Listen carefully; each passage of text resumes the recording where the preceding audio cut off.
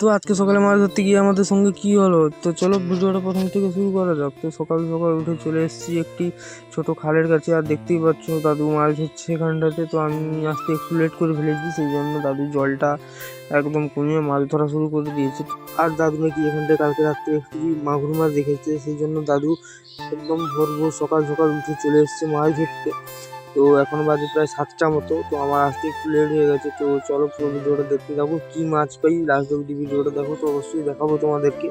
তো দেখতেই পাচ্ছ দাদুর মতো করে মাছ ধরেই চলেছে, ঠিক আছে। তো এখানটা সেরকম কিছু মাছ নেই, আর এখন তো বৃষ্টির সময়ও না, তো এখানটায় আগে থেকে কিছু পুরনো জল ছিল, তো সেই জলটাতে কিছু মাছ ছিল, তো এখন ধরা হচ্ছে সেগুলোকে। এখানটায় পুঁটি মাছ আছে, ল্যাঠা মাছ, এইসব মাছই বেশিরভাগ আছে। তো মাগুর মাছ একটা নাকি দেখেছি, তো পুরো ভিডিওটা দেখতে থাকো মাগুর মাছটা পাওয়া যায় কি না।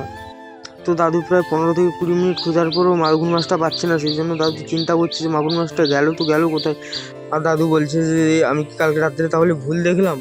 তো অনেক খোঁজাখুঁজির পরও দাদু যখন মাগুর মাছটা দেখতে পেলো না, সেই জন্য দাদু এখন ছোট ছোট যে মাছগুলো আছে সেইগুলো ধরছে। তো সেই মাছগুলো ধরা হয়ে গেলে উঠে আসবে। তো প্রায় অনেকক্ষণ খোঁজার পরও মাগুর মাছটা পাওয়া যাচ্ছে না, সেই জন্য দাদু এখন উঠে আসছে, দেখতেই পাচ্ছ।